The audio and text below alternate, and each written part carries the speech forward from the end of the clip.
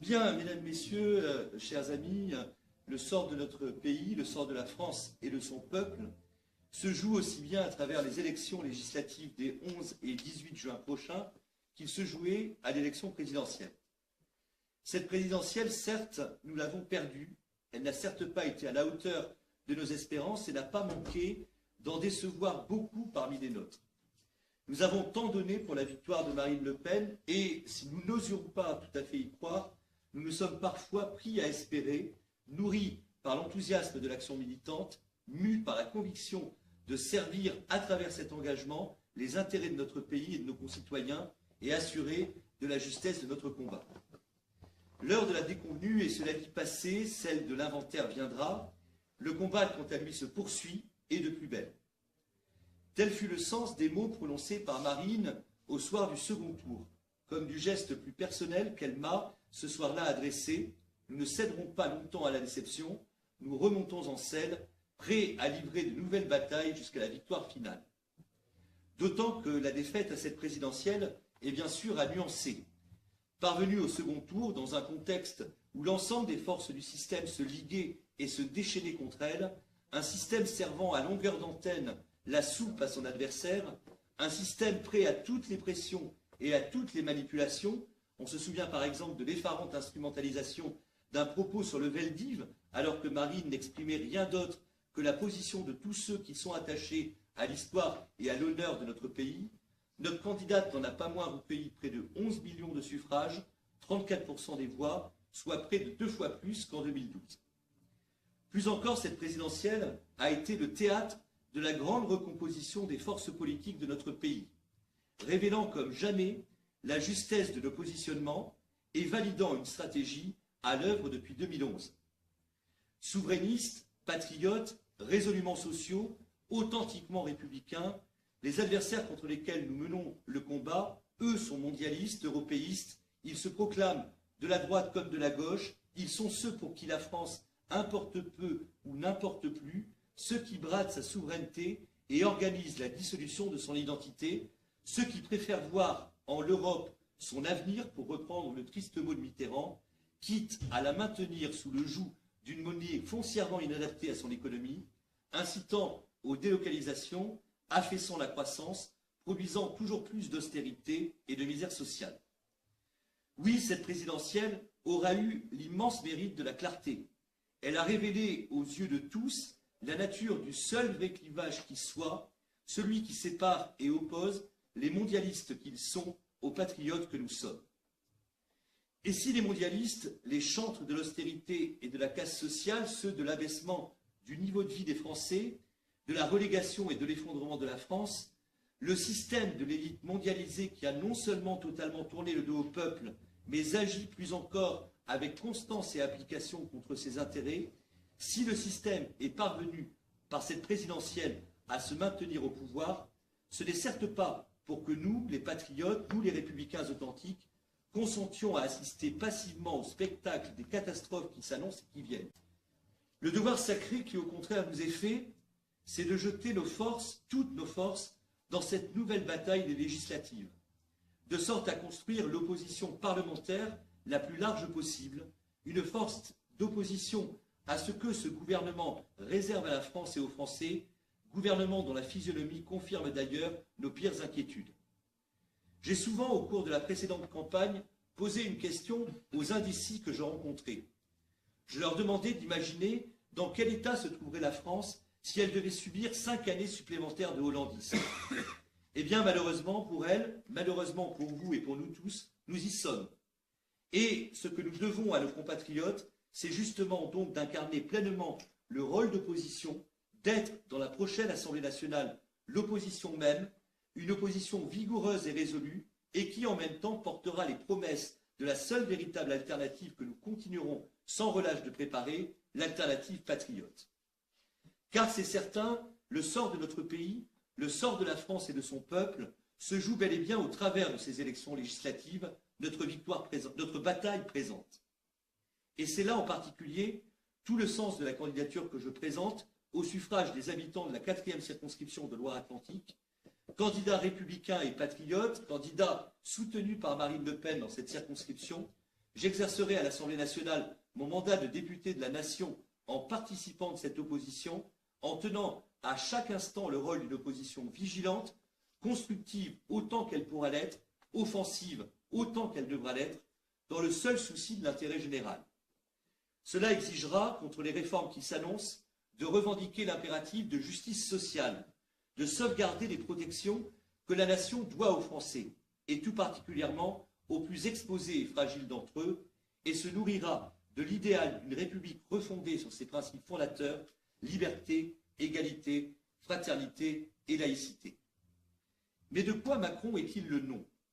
Si je puis paraphraser le titre d'un livre publié par Alain Badiou au lendemain de la victoire de Nicolas Sarkozy, c'est d'abord le nom d'une gigantesque escroquerie, du fait du discrédit total pesant sur les deux forces politiques qui jusque-là se partageaient alternativement le pouvoir, discrédit qui menaçait d'enrayer la machine de la fausse alternance, un coup la gauche, un coup la droite, laquelle avait tout autant de fois dupé les Français. Le système, pour se survivre et se maintenir, a commis une géniale invention. En Marche, ou la synthèse parfaite des vieux partis pourtant si profondément discrédités, sous habillage marketing de la fausse nouveauté. En Marche, pour le grand recyclage de ces partis de gouvernement qui ont conduit la France dans la situation qu'elle connaît aujourd'hui et dont les Français, naturellement, ne voulaient plus. Vous ne vouliez plus du PS, vous ne vouliez plus de l'UMP, eh bien, vous allez avoir les deux pour le prix d'un seul et en reprendre pour 5 ans.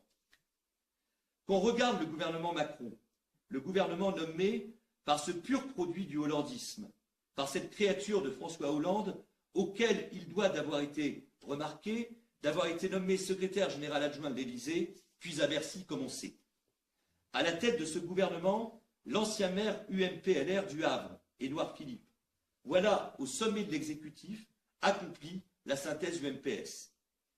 Pour donner corps à cette synthèse du pareil et du même, tout en soignant le packaging, ce qu'il fallait de personnalités issues, comme on dit, de la société civile, tantôt de la droite, tantôt de la gauche. Quelques vieux routards de la vie politique française qu'il fallait bien récompenser pour la précocité de leurs allégeances, comme François Bayrou ou Gérard Collomb, et beaucoup d'héritiers directs des vieux partis du système. Le dénominateur commun à l'ensemble de cette fine équipe qu'est le gouvernement de la France, une même soumission au dogme de l'euromondialisme, un même reniement de tout ce qui est national et républicain. Qu'on songe seulement que Sylvie Goulard, ministre des Armées, qui fit auparavant carrière au sein des institutions européennes et dont la mission consistera à préparer l'Europe de la défense, confiait au député Jacques Miard ne pas se sentir française. Ou que Marlène Schiappa, secrétaire d'État à l'égalité des femmes et des hommes, s'est affichée comme adversaire résolu de la laïcité jusqu'à s'opposer à la loi de 2004 interdisant le port des signes religieux ostensibles à l'école. Déterminer ce dont Macron est le nom et dont le gouvernement Philippe procure l'amer avant-goût permet de saisir les sujets précis relativement auxquels l'opposition parlementaire la plus large possible que nous entendons constituer devra mener le combat. Et comprenons bien à ce propos que dans la configuration actuelle, le gouvernement entretient délibérément le flou, de sorte à ne pas hypothéquer ses chances aux législatives. Il est néanmoins possible de saisir ce qui se profile, et cela convainc d'autant plus qu'il appartient aux patriotes d'incarner l'opposition dans la prochaine Assemblée nationale.